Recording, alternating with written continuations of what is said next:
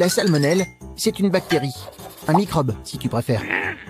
Elle est responsable d'une maladie appelée la salmonellose, une forme de gastro-entérite, qui entraîne fièvre, maux de ventre, vomissements et diarrhée. La salmonellose se soigne facilement, mais elle peut être grave chez les personnes fragiles, en particulier les nourrissons. Entre août et décembre 2017, 18 bébés ont ainsi dû être hospitalisés après avoir bu du lait en poudre contaminé produit par le groupe français Lactalis. Mais alors, quels sont les moyens de se protéger contre les salmonelles? D'abord, il faut savoir que ces bactéries vivent naturellement dans l'intestin des animaux. Elles passent donc dans leur caca.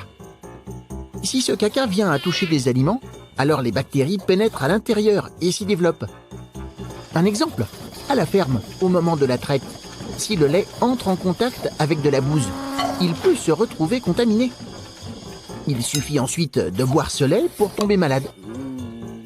Dans les usines qui fabriquent des aliments, des contrôles et des règles d'hygiène strictes ont été mis en place pour lutter contre les risques de contamination. Or, à la maison aussi, il faut veiller à respecter certaines précautions simples. La meilleure protection est de bien cuire les aliments, car les bactéries ne résistent pas à la forte chaleur. Et toujours bien se laver les mains, surtout quand on cuisine. Elle provient de mauvaise conservation alimentaire et elle ne provoque pas les troubles digestifs classiques de type diarrhée et vomissement. La toxine, c'est une substance qui est sécrétée par un certain nombre de bactéries, qui a un certain nombre d'actions. Dans le cas de la toxine botulique, qui va aller bloquer la transmission de l'influx nerveux au niveau des différents nerfs périphériques, des membres, du diaphragme, et expliquer un certain nombre de paralysies à la suite de cette action. Cette toxine est capable de se diffuser dans tout l'organisme. Les premiers signes de paralysie apparaissent le plus souvent très rapidement, quelques heures après l'ingestion de l'aliment contaminé. Ça commence par des troubles oculaires, troubles de la vision de près, un flou, une gêne à la lecture. Et puis ensuite, ça atteint d'autres groupes musculaires, souvent une sécheresse de la bouche, une gêne à la déglutition, à l'élocution, et puis des paralysies des membres et du diaphragme. Et si le diaphragme, c'est-à-dire les muscles respiratoires, sont touchés, le pronostic vital est engagé. En charge par un service de réanimation spécialisé. Il n'y a pas de traitement, les antibiotiques n'agissent pas compte tenu du mode d'action, ils n'agissent pas sur la toxine.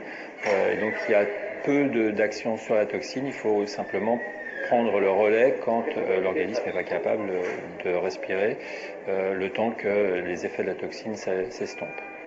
Cette disparition des effets de la toxine peut prendre de plusieurs jours à plusieurs semaines. Listériose, infection par bactérie Listeria. Définition. Les bactéries Listeria existent dans la nature et peuvent déclencher une maladie infectieuse chez l'homme.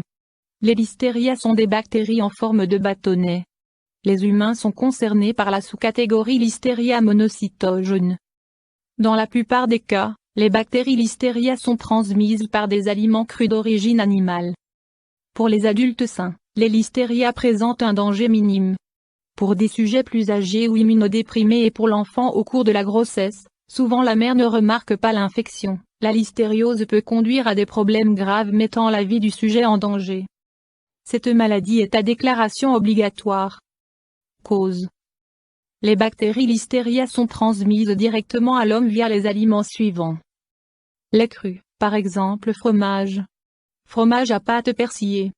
Fromage frais, fromage blanc. Lait non pasteurisé. Viande crue, viande hachée, viande séchée.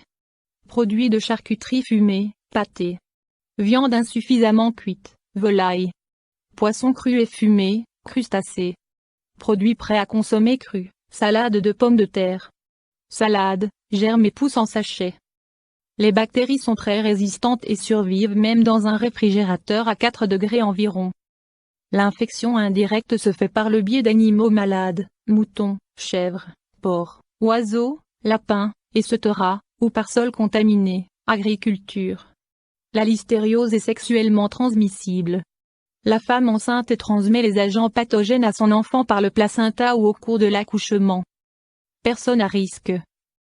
Personne immunodéprimée, sujet infecté par le VIH, souffrant de diabète sucré ou ayant subi une transplantation, enfant au cours de la grossesse, infection par la mère au cours de la grossesse. Troubles, symptômes.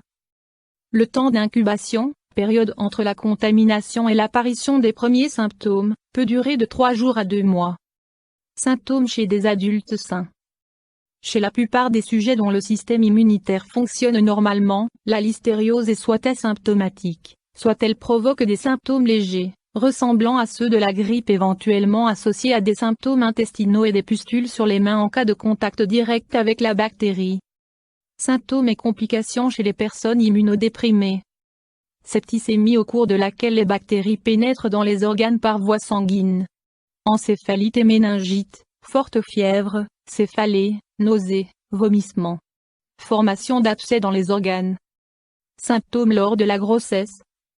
La mère peut présenter des symptômes pseudo-grippaux et éventuellement des mesures préventives. Éviter le contact étroit avec les animaux. Éviter de consommer tous les produits à base de viande et de lait cru. Éviter de consommer les légumes fertilisés avec du fumier. Préparer la viande et les légumes séparément. Mesures d'hygiène, se nettoyer les mains à fond, ainsi que les ustensiles de cuisine, la vaisselle, les couverts. Veiller à l'hygiène dans le réfrigérateur, réglé sur 4 degrés au moins. Éventuellement, prendre des antibiotiques en cas de détection de listeria au cours de la grossesse. YouTube.